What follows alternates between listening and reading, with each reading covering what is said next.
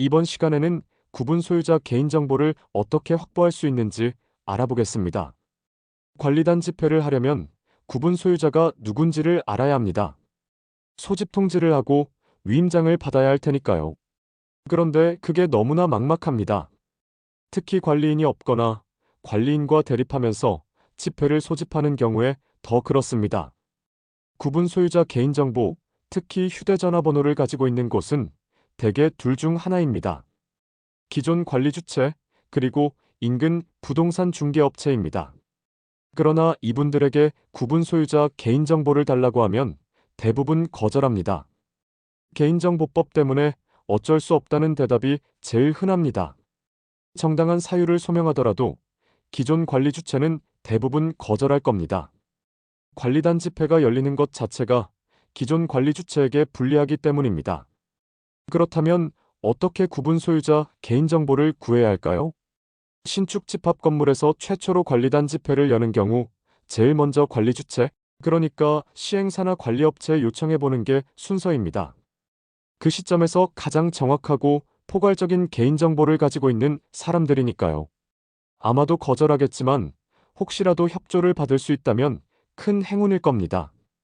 다음으로는 인근 부동산 중개업체에 요청하는 방법이 있습니다. 입주 중개 과정에서 구분 소유자 개인정보를 어느 정도 확보할 수 있는 분들이니까요. 하지만 개인정보법의 부담을 느끼는 건 그분들도 마찬가지입니다. 그래서 최종적으로는 관리단 집회 소집을 원하는 분이 직접 발품을 팔아야 합니다. 등기부를 일일이 열람하여 개인정보를 수집해야 한다는 뜻입니다. 대법원 인터넷 사이트에 접속하는 방법으로 열람할 수 있습니다. 그런데 이게 어마어마한 중노동입니다. 비용도 많이 듭니다. 한 호실 열람하는 게 700원이니까 500호실. 1000호실 넘어가는 집합 건물이라면 등기부 열람에만 거의 100만 원이 들 겁니다. 돈을 더 들여도 상관없다면 등기부 발급 대행 업체에 의뢰하셔도 됩니다. 등기부 PDF 파일과 구분 소유자 주소를 담은 엑셀 자료를 손쉽게 받아볼 수 있을 겁니다. 하지만 등기부 자료엔 휴대전화 번호 자료가 없죠. 전자투표나 전자위임장을 활용할 수 없으니 이렇게 얻은 자료는 여전히 반쪽일 뿐입니다. 그래서 휴대전화 번호를 얻기 위해 활용되는 방법이 SNS나 QR코드입니다.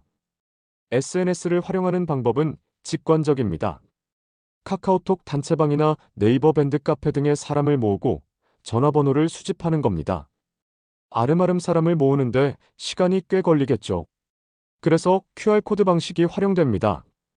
등기부를 열람했다면 구분 소유자 주소까지는 알고 있으니까 각 주소로 안내문을 보내는 겁니다. 그 안내문에 QR코드를 인쇄해서요.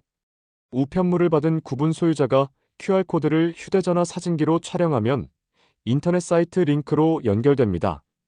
관리단 집회를 소집하려는 분들이 만들어둔 인터넷 사이트죠. 그렇게 휴대전화 번호를 수집할 수 있습니다. QR코드를 인쇄한 안내문을 집합 건물 로비나 엘리베이터에 게시하는 것도 도움이 됩니다. 우연히 지나가던 구분 소유자 중에도 게시판 QR코드를 촬영하는 분이 있을지 모르니까요. 특히 등기 기재 이후에 주소가 바뀐 구분 소유자 전화번호를 얻으려면 이 방법밖에 없을 겁니다. 최후 최악의 방법이 남았네요. 직접 모든 세대를 방문하는 겁니다.